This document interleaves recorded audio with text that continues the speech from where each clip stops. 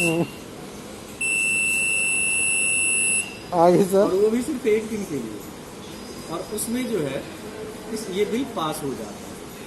और इस बिल को कोई भी बिल जब पास होता है तो संसदीय समिति के पास हो जाता है, जो उसमें जो उन्हें खामियां होती हैं खामियां उनको, होती है उन्हें दूर किया जाता है। ये बिल या संसदीय समिति के पास भी नहीं भेजा गया। या संशोधन होते हैं तो हाँ, जो उनको कुछ भी कंसिडर किया जो जाता भी है। करना है ये समिति के पास भी नहीं भेजा गया और ये लागू किया।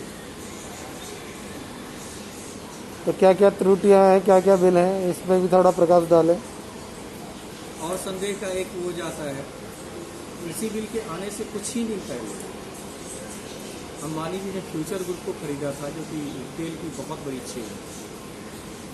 लेकिन वो डील तो बहुत पहले से चल रही थी, क्या फ्यूचर ग्रुप को खरीदने की। डील 2017 से जो अडानी का हरियाणा के सोनीपत में उखला गांव है, वहाँ पे 2017 में जिस जमीन को लैंड यूज के कारण उसे नहीं खरीद पाया, वो अचानक से उसका लैंड यूज बदल के 200 एकड़ की जमीन, वहाँ तक रेल की पटरी भी चली गई।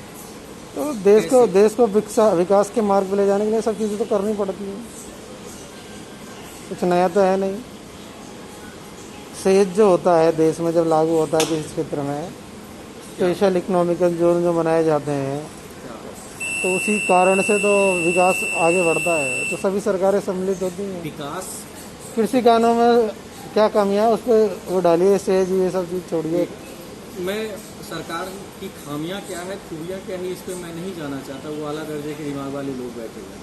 लेकिन सरकार जो बार बार ये कह रही है कि एमएसपी थी, है और रहेगी, जब सब कुछ थी ही नहीं भाई साहब, आप रेट भी तय कर ही रहे थे, कानून लाने की जरूरत क्या है?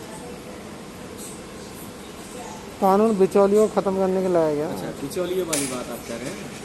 जब ये सरकार शुरू में आई थी तो इन्होंने कहा था कि पूरे देश में हम 1500 मंडियां, नई मंडियां स्थापित करेंगे, एपीएमसी एक्ट को मजबूत करेंगे। वो क्या कहा था उस पर रहने दो, कहा था तो बहुत कुछ चीज़ें थी, फिर वो लोग 15 लाख ले आते एक हैं। मिनट सुन लीजिए, सरकार के एक डिसीजन से आप शेयर में पैसा लगाते हैं, शेयर धड़ाम से चढ़ भी जाता है और उसी तेजी से बेटा उतरेगा कैसे, और वो उतरता नहीं है, फिर गिरता है। ये समय पर्सनल टैक्स का नहीं है, शेयर मार्केट का। पर्सनल अटैक की बात नहीं कर रहा हूँ। कानून बताइए क्या क्या है, 3। अच्छा, तो उसके बाद कॉन्ट्रैक्ट फार्मिंग।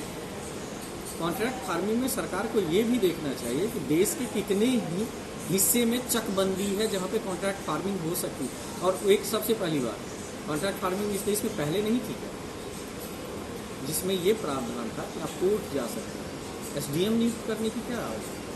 इसके लिए सरकार ने तर्क दिया, जो किसान होता है उस पर इतना समय नहीं होता क्योंकि उसे फसल भी बोनी होती है। अच्छा।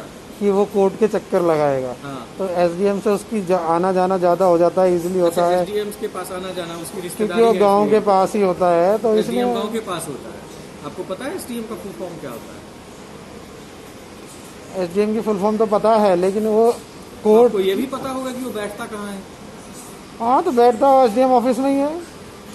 एसडीएम ऑफिस हमेशा जिला मुख्यालय में होता है जनाब। हाँ, तो वहाँ तक रीच आसानी है ना किसानों को पहुँचना। अच्छा, कोर्ट ये सरकार का तक रहे। कोर्ट के लिए दिल्ली आना पड़ता है। कोर्ट के लिए सर वकील करना पड़ेगा, आना जाना पड़ेगा, कब डेट मिलेगी तो किसान उस चीज में लगेगा। तो सीधे आओ सनम जाओ सनम घर है तुम्हारा।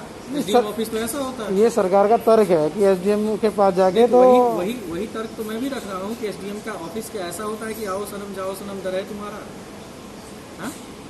चलिए, आपकी ये बात ही मान ली गई। इस आप एक हम ही ये बता रहे हैं कुल मिला के कॉन्ट्रैक्ट फार्मिंग उसका। अच्छा, उतना ही नहीं, बिचौलियों को खत्म करने की बात का कंसिक्वेंस। अब ये खबर मैंने आपको मध्य प्रदेश की सुनाई थी। मध्य प्रदेश की खबर यह है कि 5 करोड़ का अनाज लेके भाग गया एक व्यापारी। तो पहले भी होता था, ये तो कुछ नया नहीं है। कहाँ पहले होता था? कितने व्यापारी पहले भी लेके भाग चुके हैं। तो यही बात मैं आपसे कहना चाहूँ, पहले भी ये तो देश में नहीं था कि आप अपना अनाज कहीं भी जाके बेच सकते हो।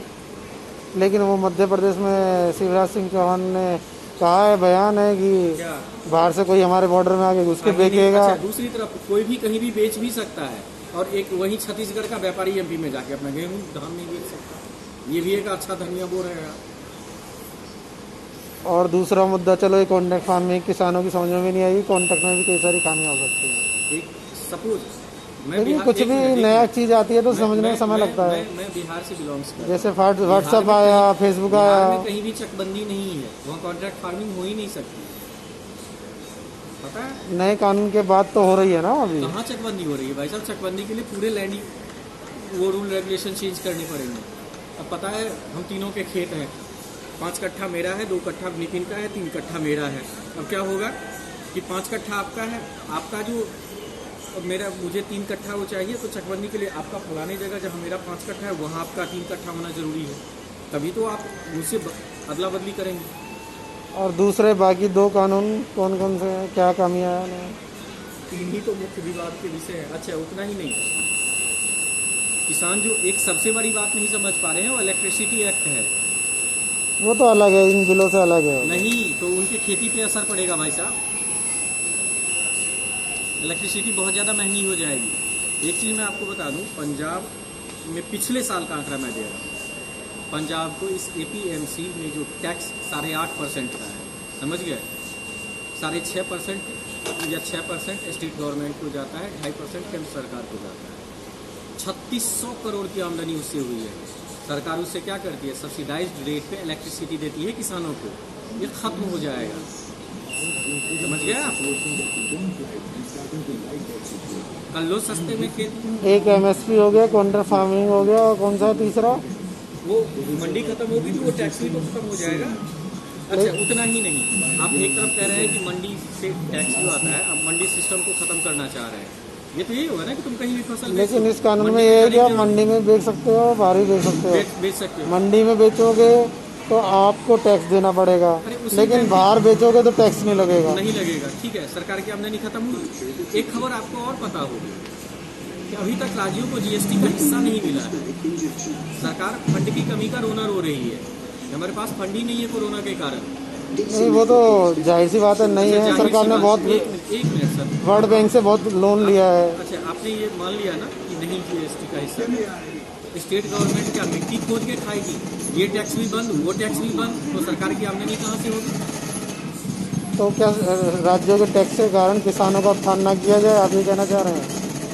भाई साहब उस टैक्स के बदले राज्य भी तो उसे रिटर्न कर रहा है, बिजली के रूप में, सब्सिडाइज रूप देके, पानी के रूप में। तो अब क्या करे मतलब सरकार आपके मुताबिक? अभी जो करना है वो सरकार ही करेगी भाई साहब, सरकार आपकी है, माई बाप आप है। कि किसान तो अड़े हुए हैं। मुझे जो चीज़ें समझ में नहीं आई वो मैंने आपको कुल मिला के ये है कि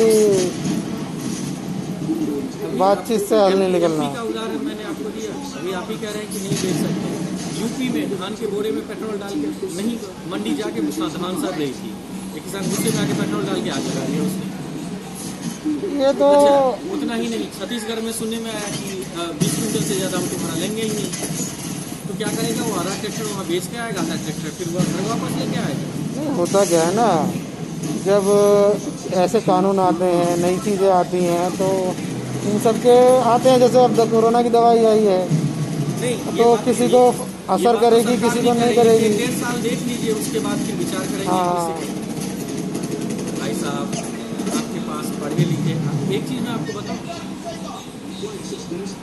इस मामले में सबसे ज़्यादा ज्ञान वो दे रहे हैं आज के डेट में जिन्होंने खेत की पहुंच नहीं देखी, जो कभी मेड़ पे बैठे नहीं। नहीं, ये समझ गए? इस सवाल को तो मैं जायज़ नहीं समझता। क्यों नहीं जाए जाता? नहीं, देखो जो डॉक्टर नहीं है, लोग सलाह तो डॉक्टर को भी दे देते हैं ना, ऐसा मत करो। अब देश का प्रधानमंत्री जो है हमारे, जरूरी थोड़ी है किसान ही बने तब किसान के बारे में बात कर रहे हैं। देखिए, देश का प्रधानमंत्री साइंटिस्टों को भी संबोधित करते हैं, किसानों को भी करते हैं, स्कूल के बच्चों को भी करते हैं। वो तो अलग अलग चीज़ें हो गई। ये तो फेसबुक और व्हाट्सएप की बातें हो गई कि कृषि मंत्री ने किसानी नहीं करी, देखिए शिक्षा मंत्री ने डिग्री नहीं ली, क्योंकि आपको ही पता है जो ये सारे वो तो मंत्री पद संभालते हैं। असलियत में जो IAS IPS अधिकारी होते हैं, बेसिकली IAS होते हैं, वही सब इन चीज़ों को देखते हैं। सचिव स्तर के लोग वही कानून लाते हैं। अब ये कोई तर्क सही नहीं है कि किसानों में खेती नहीं ये हो गई कि नौजवानों को नहीं मिलता घास, गधे खा रहे हैं चवनप्राश, वो तो वही बात हो गई आपकी। नहीं। जिन्हें संसद में होना चाहिए वो रिक्शा चला रहे हैं, जिन्हें रिक्शा चलाना चाहिए वो संसद में बैठे हुए हैं। तो ये तो जनता ने चुन के भेजे हैं ना। जनता ही भुगत भी रही है ना, जनता ही भुगत भी रही है। तो जब जनता ही किसानों के साथ नहीं है, असल मुद्दा तो आप बताना ही भूल गए एक चीज हमें कि इस कानून से सबसे ज़्यादा नुकसान अच्छा हाँ, एक किसानों चीज़ से और- ज़्यादा जनता को है। एक मूल मुद्दा, आप खेती नहीं करते हैं, आप नौकरी पेशा है, एक तो सबसे बड़ा असर आप पे आने वाला है। अब एक मुझे बोलने दीजिए वो उसके बाद। उसी मुद्दे को तो मैं ला रहा हूँ, आपने वो बात ही नहीं बोली। ये किसानों से ज़्यादा तो असर इसका आम जनता पे है। हाँ, एक जो सबसे बड़ा मुद्दा है वो है हमारा आवश्यक सेवा वस्तु अधिनियम, यानी जमाखोरी। आवश्यक सेवा वस्तु अधिनियम जो एसेंशियल कमोडिटी है, एसेंशियल कमोडिटी एक्ट 6156 है, उसके तहत ये है कि जो एसेंशियल कमोडिटीज में जिन अनाजों को रखा जाता है उसकी जमाखोरी नहीं हो सकती, लेकिन नए कानून के हिसाब से कोई भी कर दिया, सबको बाहर कर दिया। कोई भी जमाखोरी कर आपने सकता है। पिछले 4 महीने 5 महीने से खरीदारी किया घर का राशन, तभी तो इतना महंगा मिला आलू। आपने फर्क देखा है?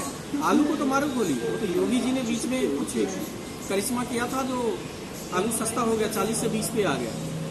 वो इसीलिए आया था कि महंगाई के कारण विरोध हुआ था, फिर वापस से उसे एसेंशियल कमेटी एक्ट में डाला गया। उन्होंने धड़ाधड़ सारे कोल्ड स्टोरेज खुलवाए यहाँ यूपी, आलू का सबसे बड़ा घर है। खुलवाए नहीं, एक्चुअल में वापस से डाला गया। वापस से प्रेशर के बाद डाला गया उनको, आलू और प्याज दोनों को। एक सिंपल सा सरसों का तेल देखिए, 90 रुपये लीटर से आज 150 रुपये लीटर के पास पहुँच गया। तो उसमें ये तर्क दिया जा रहा है कि अब उसमें मिलावट नहीं हो रही इसलिए महंगा हो रहा है। कौन सा रहा है कि मिलावट नहीं? अब तक मिलावट हो रही थी। अच्छा, अब भारत सरकार खुद जो है सो तेल पेराई करके बेच रही है। ना ना ना, फिर अभी जो कुछ नतीजे आए थे लेबोरेटरीज के, जिसमें अच्छा, सभी तेलों में मिलावट जो पाई गई थी, शहद में भी आपने सुना होगा। हाँ, तो सरसों के तेल में दूसरे तेल भी मिला, लेकिन अब वो हटा दिया गया है, इसलिए महंगा वो है। नहीं मिलेगा। कैसे नहीं मिलेगा? नहीं, वो अलग बात है, मैं ऐसे बता रहा हूँ, वो मिल रहा नहीं मिल रहा वो तो। ये तो एक सिर्फ बहाना हो सकता है सर आपका। लेकिन फिर भी 40 रुपये बढ़ जाना, इसका मतलब पूरी मिलावट थी, सरसों का मिल ही नहीं रहा था। नहीं, देखिए बढ़ जाने का तो आप सरकार हैं, कुछ भी कर सकते हैं। 1 महीने के अंदर 2 बार गैस के दाम बढ़ा सकते हैं आप। देखिए सरकार पे नहीं जा रहे, अभी सरकार अपने तरीके से काम करती है। तो कुल मिला के क्या है, कुल मिला के ये है कि हमारे जेब पे संक्षेप में बताइए, कुल मिला के अब क्या होना हमारी चाहिए? जेब पे असर पड़ रहा है, सीधी सी बात। एक आम नागरिक के अगर आप आम हमारी एक्सपेक्टेशन होती है सरकार से, सरकार जैसे बाकी बहुत क्षेत्रों में अच्छा कर रही है तो यह भी थोड़ा सा अच्छा कर दे। वैसे ही कोरोना के मारे हुए लोग, चलिए, आप कहना चाह रहे हैं कुल मिला के किसानों से ज़्यादा ये आम जनता के लिए भारी हो रहा होने वाला है, खूब पड़ेगा भाई, लेकिन खूब पड़ेगा भाई। किसानों के साथ अभी जनता नहीं है या आना नहीं ये चाहती। किसने किया कि आपको एक चीज जहाँ पे किसान के समझ में आ गया है वो आ रहे हैं। कई जगह रोका भी, ऐसा नहीं कि बिहार में विरोध नहीं है, बिहार में भी धरना पे लोग बैठे हैं। लेकिन अगर बिहार की मैं बात करूँ ना, तो ऑलरेडी वो मरे हुए ये सारे कानून वहाँ पे जाके फेल है भाई साहब। ऑलरेडी इसका उलट चल ही रहा है, वहाँ वर्षों से चल रहा है। न चकबंदी है, न MSP की खरीद है। पता है बिहार में सिर्फ 4% की खरीद है MSP पे। तो जो पहले से ही मरे हुए हैं वो क्यों ठंड में मरने आएंगे भाई साहब? तो कुल मिला के यही कहा जा सकता है कि अभी इस मामले का कोई हल नहीं निकलेगा। और ये थे नमूना ठाकुर, वरिष्ठ पत्रकार कहे जाते हैं, पूर्व पत्रकार। इसी के साथ अगली चर्चा के साथ हम फिर आएंगे, फिर किसी मुद्दे को लेकर आएंगे। और देखते रहिए, सुनते रहिए। नमूना जी कुछ कहना चाहेंगे? लास्ट लाइन कुछ शेयर हो जाए वर्तमान स्थिति पे। वर्तमान स्थिति पे क्या कहूँगा, सच में कहने की अब इच्छा नहीं होती है। कुल मिला के आप चेहरा देख सकते हैं कि एक आम इंसान का चेहरा इस महंगाई के दौर में, कोरोना काल में किस तरीके से ढला हुआ है, जो साफ दिखा रहा है। धन्यवाद।